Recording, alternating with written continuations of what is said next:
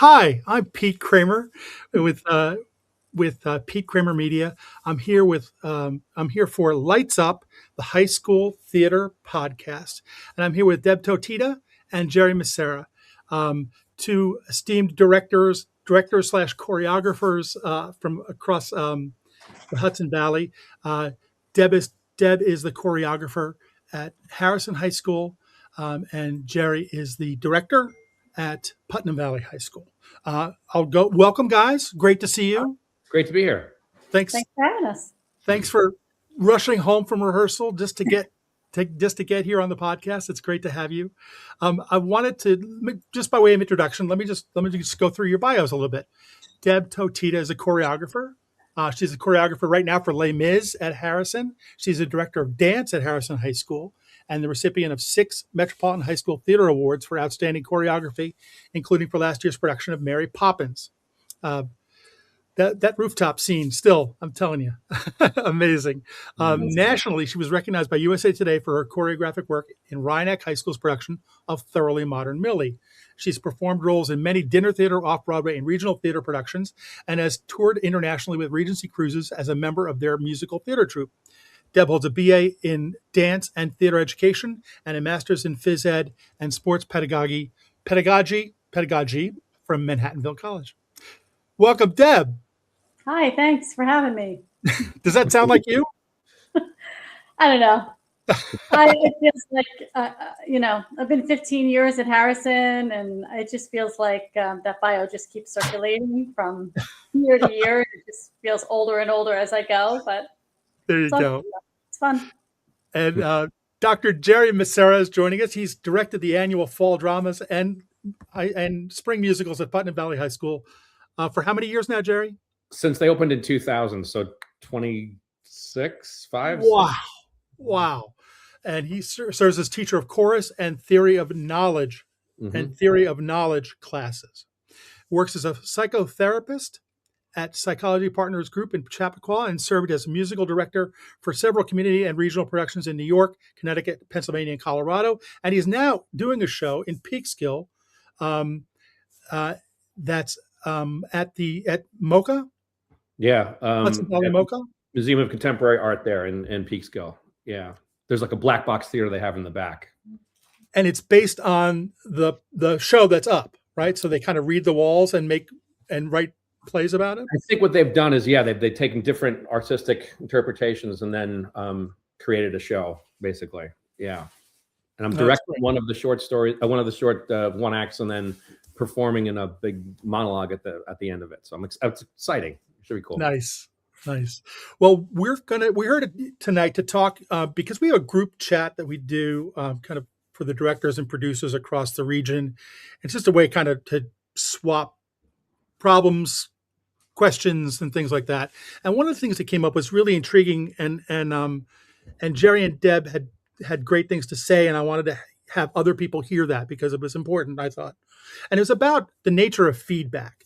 And when you're a director or a choreographer, you're sitting there and you're seeing the whole stage. You're seeing everything that's going on. As a performer, you only see your scope is limited. You don't see what you're doing unless you're working against a mirror. So I thought it'd be really instructive to talk about because the actual question that came up was, do you videotape? And I think everybody universally ends up videotaping choreography for missing dancers or whatever. But I think one of the points that they were making was, do you videotape performance, scenes so that people can see? Because I was a great actor until I looked at the videotape. Horrible. Like I thought I was like giving Olivier and I was giving like Shecky Green. It was no good. But you don't know that because you don't have a mirror. You're making your choices and you don't really have that feedback. So let's start with Deb. Let's talk about video. Maybe we could start there, or however you want to talk about feedback, giving feedback. And then we'll get into the psychology and the sensitive way you're dealing with teenagers.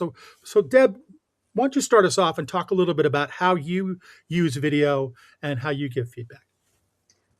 Well, I think it started more during COVID. I think that was a sort of a springboard for us. I feel like that was the time when everybody was like, okay, we're going to video everything. And I think, for me, dealing with 60 kids on stage, let's say that's a typical cast size for Harrison. You don't have time to go to each individual kid and give them specific feedback sometimes, So when you were talking about recording a rehearsal, I will say, okay, we're going to run this musical number and I'm going to record it. And then I'm going to put it up on the screen in the HPAC. And, and I'll just say, here's what I want you to look at. I want you to look at your posture, right? I want you to look at your facial expressions. I want you to see the way you're connecting with other people. And I'll pan, when I'm recording sometimes just so that kids can kind of get a little bit of a closer look at themselves. Mhm. And that seems like a really safe way because everybody's in it together. Everybody's looking for things. And I think it's also important in that moment too, for me to kind of be a little bit vulnerable and say, okay, so I'm noticing here that maybe I need to fix this, or maybe I need to explain something a little bit better here, or maybe you guys are not understanding what I'm trying to say. I just think it takes the temperature down a little bit, and kids are like, okay, well, Mrs. Totita is also looking at her work. She's not just here to critique us. She's also in it with us. So that definitely helps as a group doing a big group number. And I'll do that on my phone and I'll post it in Google Classroom and I will, ask kids to comment on it or what are you noticing about us as a group, and then watch it again. And what are you noticing about you alone, Oh, that's great. That's great. And how, and it's now baked into the process. Yeah. Yeah. Yeah. So I that think was before, when we did it with COVID, it was just because we had kids missing, to your point, what you were saying before. That's really how it started, was kids were home, they were quarantined or they were sick and they were missing rehearsals. And this kept them in it. It was an opportunity for kids to be able to work things from home. Mm-hmm. And it also gave you, it gave you the luxury that it gave you kind of permission to look at your own work as you were looking at it with them, which kind of gave them, you were kind of on a par in that regard, which Right. comfort in numbers, right? Right. Because if there's a kid who is just not giving you what you want, you can talk to the kid till you're blue in the face. But sometimes it's just your approach to it, right? Like, how are you getting to this kid? What are you asking them to do? Are they understanding it? Do they have experience? And this is the first time they're hearing this kind of direction. I think you kind of have to put yourself in it so it's not so scary for the kids. Yeah. Like I'm looking at myself here too. It's not just about you. Sure. Jerry, you want to jump off of that?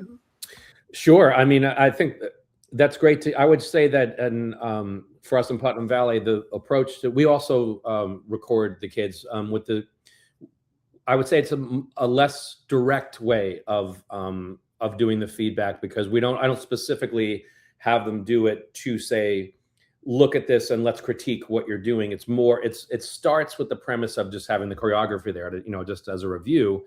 But invariably what I will do is, or myself or the choreographer is, say, so what are you seeing in your performance? So it's sort of like a back door into feedback, not necessarily a direct way like we're doing this to get your feedback of what you're doing. It's more, but they will watch it, and of course they're watching themselves, Sure. So I kind of bank on that and know that that's going to happen. So my approach to it is sort of like, as I said, it's a little bit of a backdoor into sort of try sidestepping the potential discomfort that might go for some people, but rather this is just for choreography, but they're going to look at themselves anyway. And then from that, we do feedback. And are you showing that on a big screen? We're not doing that. No. And I like that notion. But what we do is we record it. We actually, the kids, we have a stationary recording. They are in charge of that. And then we have a private YouTube access that only they have, and they watch it on their own. And so when we come back, that's when we might have that conversation. Gotcha. They watch it kind of on their own, sort of a thing, to allow whatever space they want to react as they need to, Has that ever backfired? Feedback. I was a director a million years ago, and I did a community theater production of You Can't Take It With You, actually, which Jerry just directed in the fall. And we got to an invited dress. This is the night before we open, and Grandpa Vanderhoff and Mr. Henderson, the tax guy, went up in the scene. And Grandpa Vanderhoff was a grandpa. He was like 75 years old. And he and Henderson, who were the tax guy, they were sitting across the table. They had no idea what their lines were, none. And I had invited friends to come and, check it out. I was, I felt bad for them, but I also felt bad. Like, why didn't you know this? So at half, I said, guys, you're going up on the Henderson scene? And the guy went ballistic. Oof. I have never worked in a theater where we didn't have a prompter and blah, blah, blah, blah, blah. And Storm, I am going to my dressing room and I will be back when you start act 2. Storms off. And I was like apoplectic. I was like, what am I going to do? How do I, I guess there are good ways to take feedback and there are bad ways to take feedback. So that was a tough one, but I learned my lesson, I guess. And maybe he learned his, but he didn't go up on the Henderson scene again. So can you talk about maybe when you were early on, or how you learned to handle feedback? Because you're talking about kids who have a lot going on, in their lives, plus algebra homework. So talk a little bit about that dynamic, about trying to navigate and thread that needle, if you could, guys. The first thing that comes to mind, I think, is the way that I tend to do the feedback is I start with what they see first, and what was it you noticed, what worked, what didn't, what are your thoughts, and almost all the time they're going to see the stuff that we're all seeing, and then they kind of like, in self-identifying it sort of kind of softens it a little bit versus having it me saying what it is, or one of the other, on the production team. And then with that sort of culture of a collaborative approach, it makes, when I have something to offer to them, and I'll say, and in addition, I would also wanted to offer this to you. Here's something I noticed, but it's really them that led it. And then I just sort of follow up, even though I've got plenty of stuff to say, but I kind of let them kind of go with it. And then I follow up with after that. And I think we haven't had any, knock on wood, any negative feedback reports that have happened or incidences so far. But no. And Deb? Yeah, I mean, I agree with Jerry. I think if you let them sort of drive the ship, I think it's a lot safer for them to bring whatever they see. I think it's important sometimes to set some kind of guidelines. If you're asking the group, for me, it's mostly in a group, to report out what they see. It's important, not to say, well, Mary is out of line there. Like, there's a way to say it. It looks like, and I give examples. It looks like we could maybe work on our formations. Maybe our timing's a little bit off. I think maybe we need to listen to each other on these harmonies. Just sort of make it more, because it's a group. You want theater to feel like an ensemble, and you want everybody to feel like they're part of something. So I think sort of framing it and maybe giving them some sentence starters, or just things that make them feel safe to give feedback to the group without making it sound like they're singling someone out, I guess would be a good way to say it. But I think too, if you work in a district like Harrison, like Putnam Valley, where the community really values the arts, the arts classes, the arts students you're building your musical theater program from your arts students. I mean, my hope is that I can get as many dancers in my show as possible, because I want them to take what they're learning in the classroom and put it on the stage. Same thing with chorus. I'm sure Jerry would love to have as many chorus students as he could possibly get on stage, because he's teaching them how to sing. He's teaching them how to read music. He's teaching them how to sight read, and taking those skills and putting them on the stage, I think, is really ultimately what we want, right?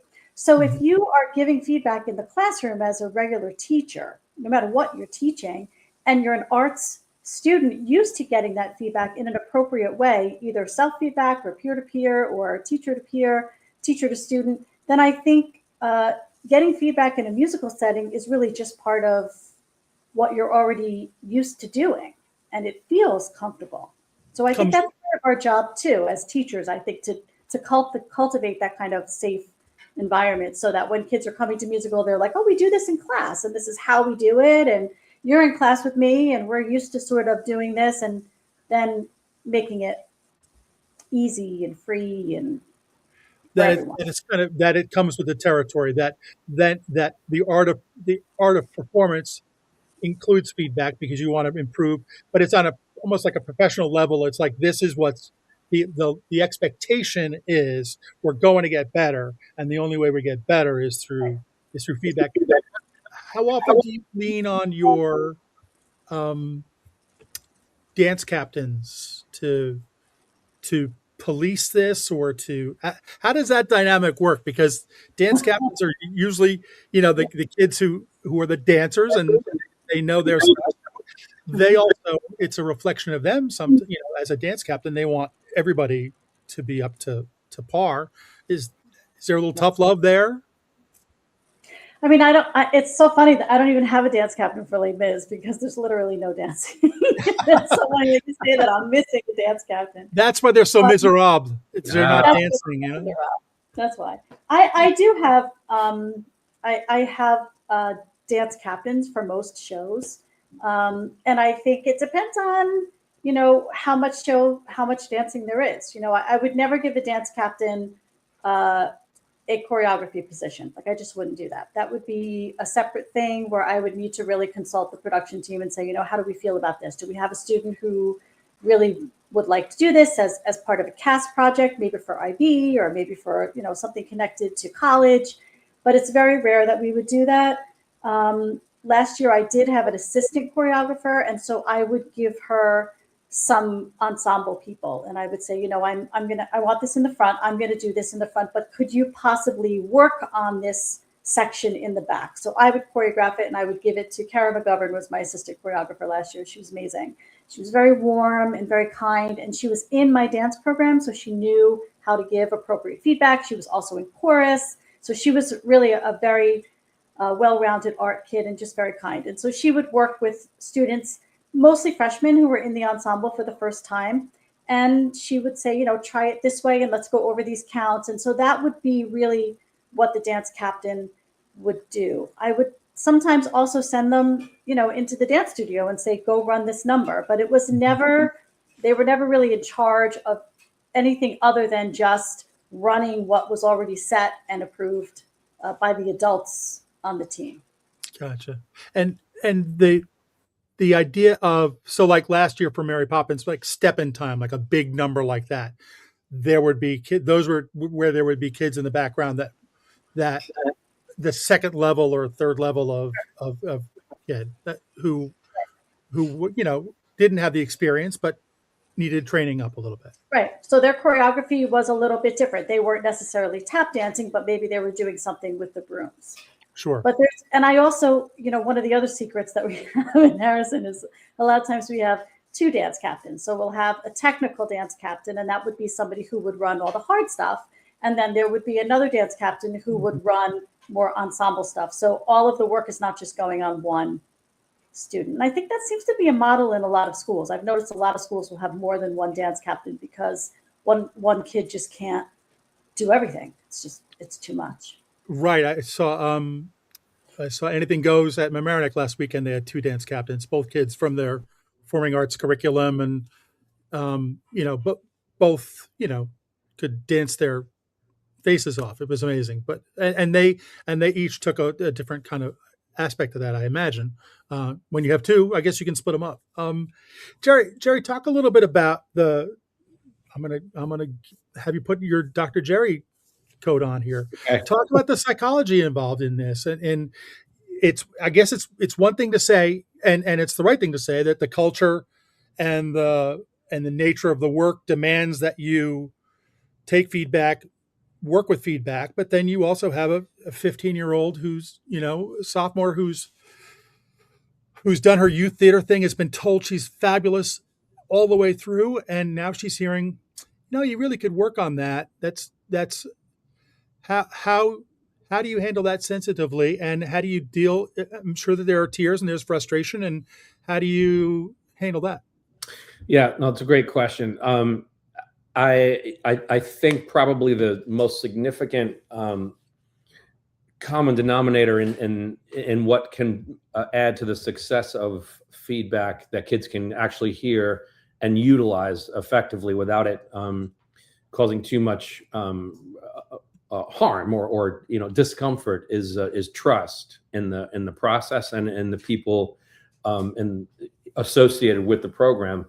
And it's interesting because I specialize in working with couples clinically, and that's also one of the most critical parts of a relationship is the foundation of trust, as we know. So the same thing is true with the community and the culture, and I think that establishing trust, I think, is has a lot to do with the folks kind of who are running the show, because it's I mean that literally and figuratively, that there's the way that, like Deb was saying, the way the feedback is given, I think, is important. I think allowing students to see, like specifically we're talking about the cast, to see that that vulnerability is okay, that making mistakes is part of the process, that feedback that we're giving is, or that discussions that we're having about improving the show is designed to do that,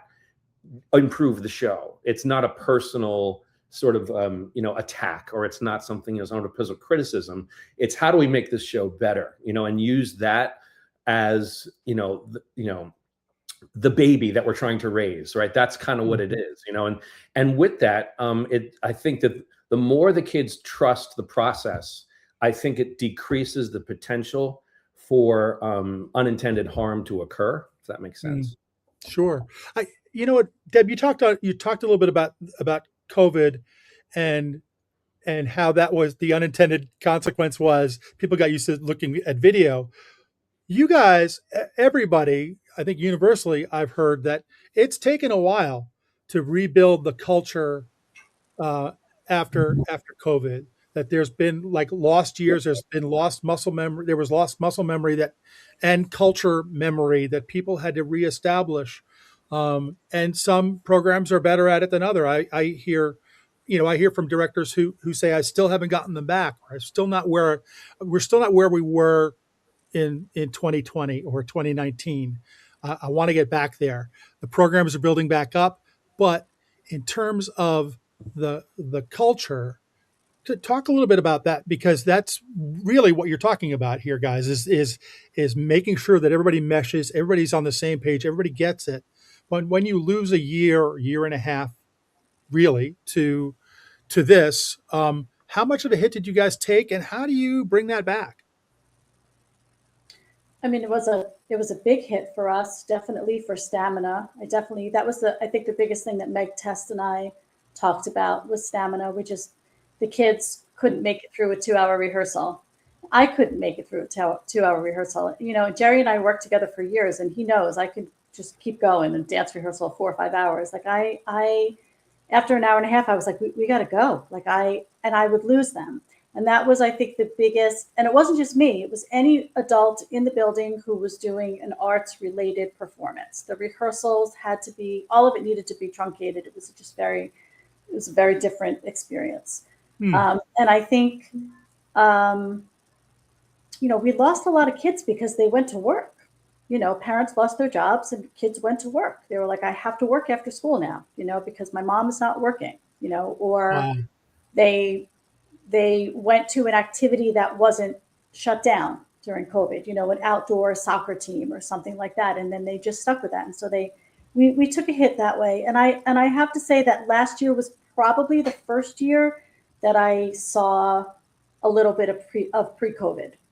I saw that. It's got it again. For a long time, it was, I don't understand. Why do I have to come to rehearsal? Or wait, but I already know my stuff. Why do I have to be there? Or why are we rehearsing till 9 o'clock at night during tech week? These were like, they didn't understand it.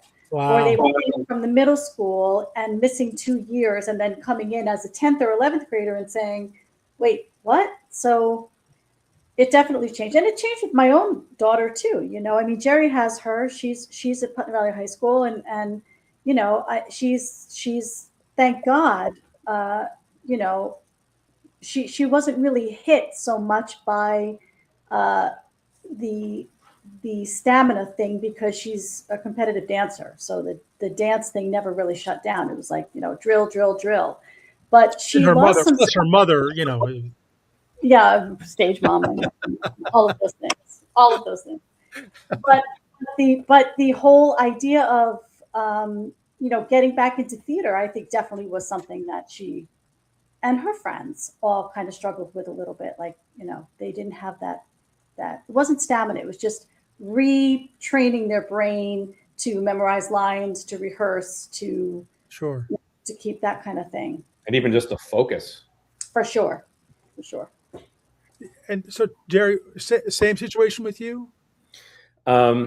We during COVID, we did like it was really hard. It was hard for everyone. It was very tough. One of the lasting sort of symptoms that I've noticed from COVID, really amongst the kids, has been, as I was just saying, what seems to be a generalized reduced capacity for sustained focus. And in terms of the theater piece of it, it seems as though the enthusiasm is back, and we are seeing, things really come together a lot since, what was that, March 13th? Is that, or whatever it was, whatever that day was, that Friday, right, that it all happened, but in 2020. But I do think a lingering issue is the focus. Part of that might be social media related. Part of that, I think, really is just from just from the consequences of that big shutdown during COVID. Sure. So I always like these conversations to have kind of usable things. Are there one or two things that you can talk about? We've already talked to a great extent about how you handle feedback. Jerry, having the student lead with it, with their perceptions, and then building on that, or diverting slightly, but having given them the agency and the first eyes on it and their first voice to what they've seen. And Deb, making it a kind of a group thing where everybody's being kind of viewed along the same plane, and giving them and having your work be alongside theirs in terms of the critique. Are the spaces right? Are the kids where they're supposed to be? Is everybody's posture right?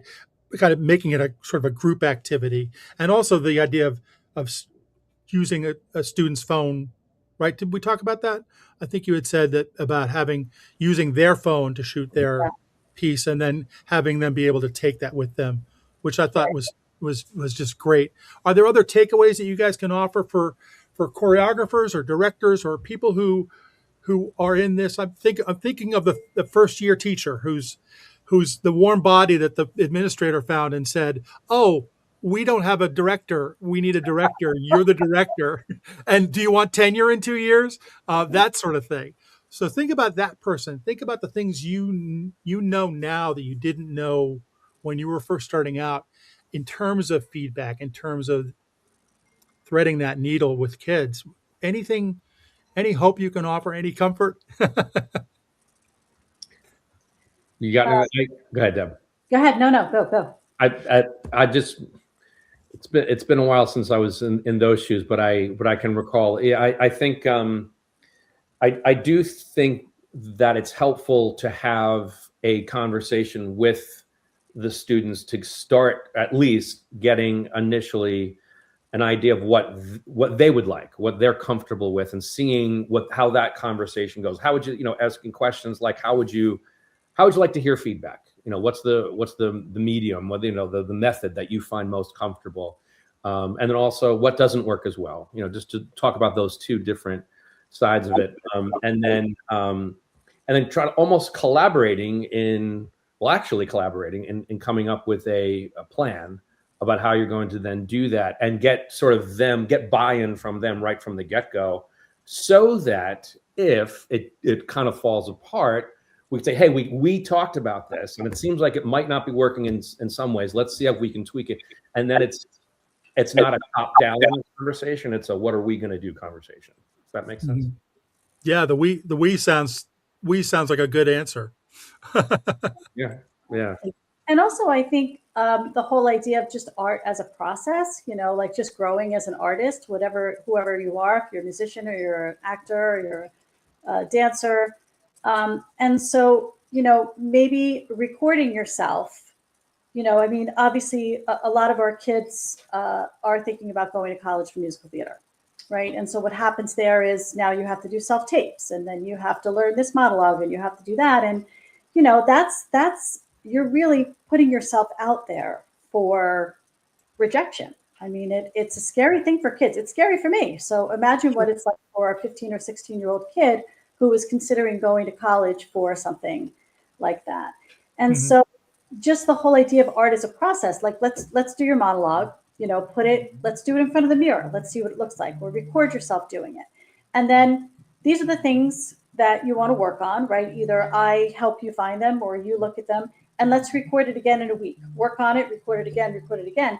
And then just the whole process of it, like how are you growing from it? How are you modifying it? And I guess, in what ways have you been successful, right? Because if you're going to record yourself and record yourself again, there's definitely going to be some kind of growth for sure. And I think that's very powerful for kids to see their growth.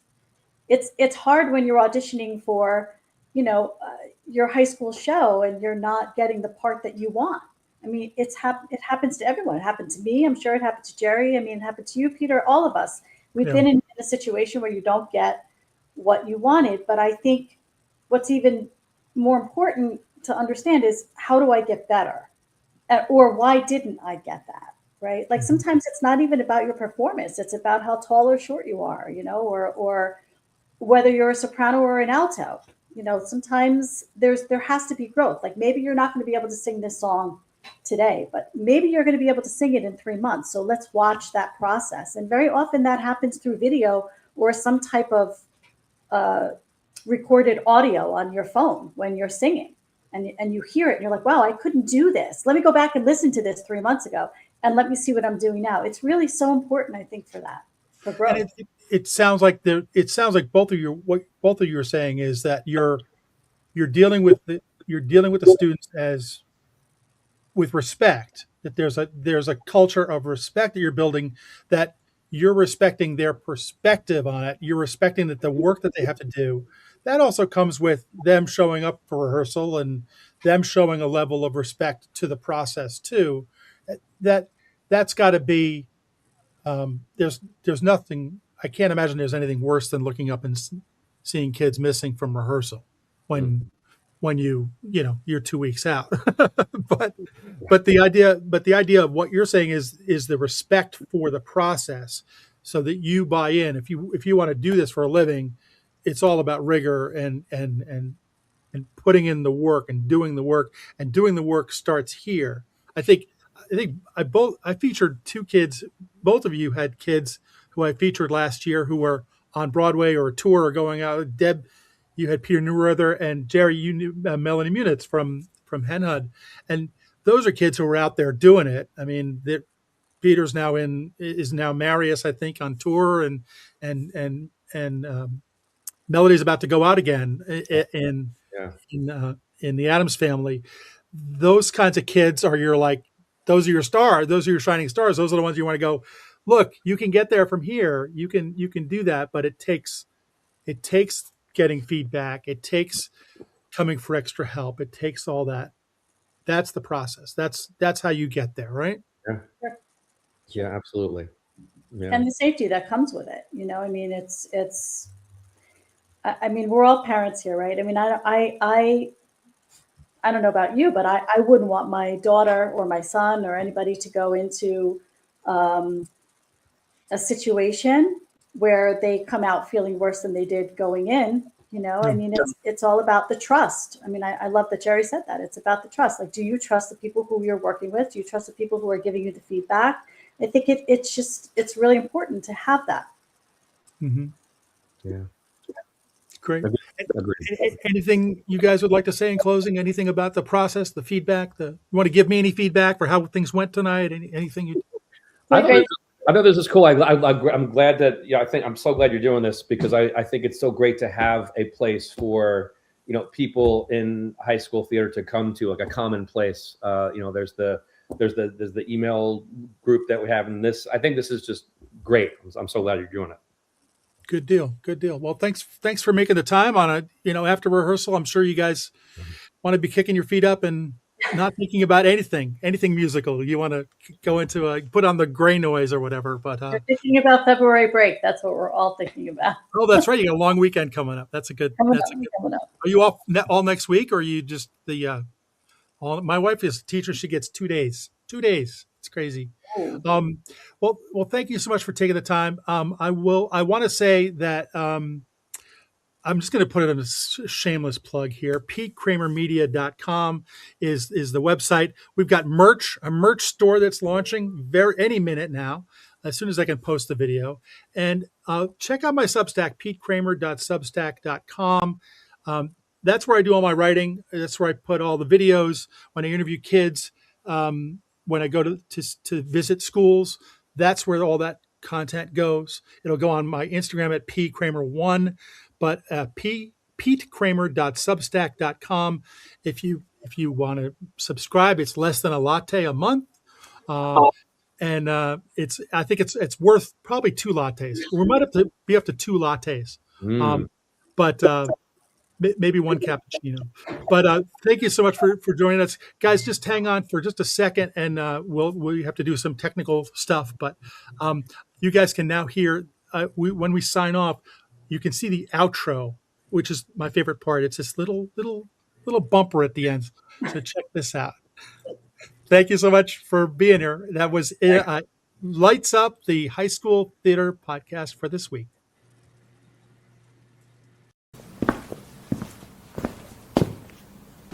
That's better.